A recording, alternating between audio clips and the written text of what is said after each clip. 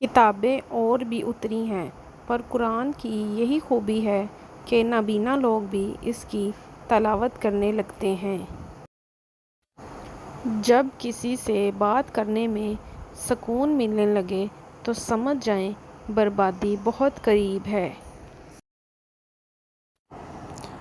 جو انسان دوسروں کو شک کی نگاہ سے دیکھتا ہے، حقیقت میں وہ اپنے کردار کی برائیاں دوسروں میں تلاش کرتا ہے۔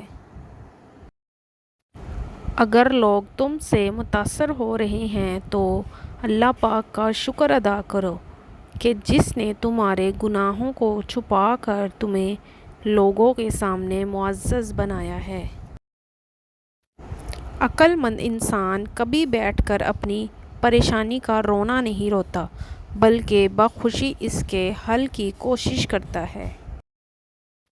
سچ جتنی دیر میں جوتے پہنتا ہے، جھوٹ اتنی دیر میں آدھی دنیا گھوم آتا ہے۔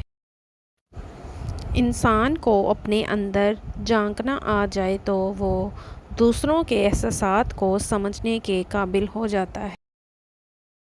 یتیم ہونا آسان ہے، مگر یتیم ہو کر جینا سب سے مشکل۔